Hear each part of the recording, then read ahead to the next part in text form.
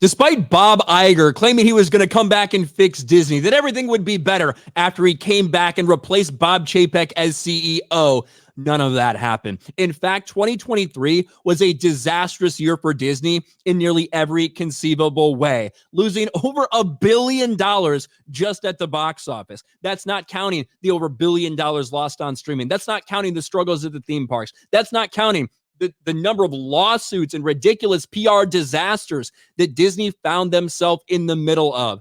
And it doesn't look like 2024 is going to get much easier because, quite frankly, when you look at the slate, when you look at the movies that are coming out for Disney in 2024, there's not a ton to get excited about. Other than something like Deadpool 3, which, despite the failures of the Marvel Cinematic Universe, I do think there's going to be a decent amount of hype for Ryan Reynolds and Hugh Jackman and for what they do with all the cameos. I do think that movie will be fairly big. Will it be any good or not?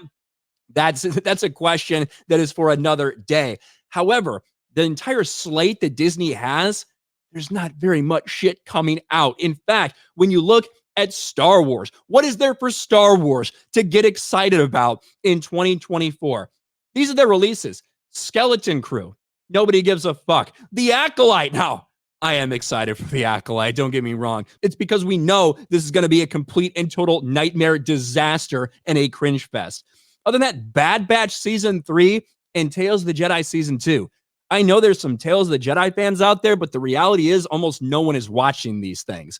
These animated things they're doing, whether it's Bad Batch or Tales of the Jedi 2, has almost zero actual fan base that tunes in.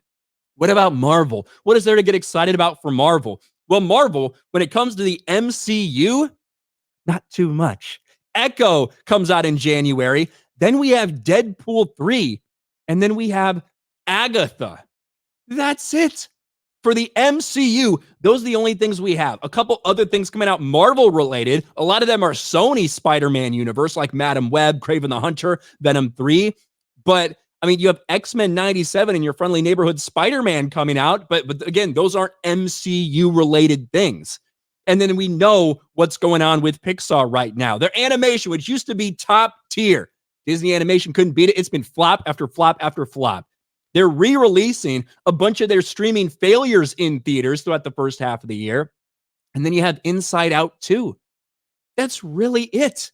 Other than at the end of the year, Mufasa the Lion King, a prequel to The Lion King, which, to be fair, did make over $1 billion. But that was a long time ago. And that was a different Disney. That was a different box office. That was a different era before we've had flop after flop, failure after failure. And it's clear that people do not trust Disney.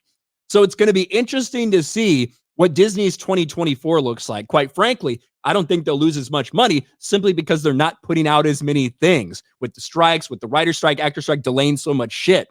But if you're looking for some big recovery in 2024, I don't really see how that's going to happen because they don't have content that anybody's actually going to want to go out and see. It looks like Disney's struggles are going to continue into 2024 after having a disastrous 2023.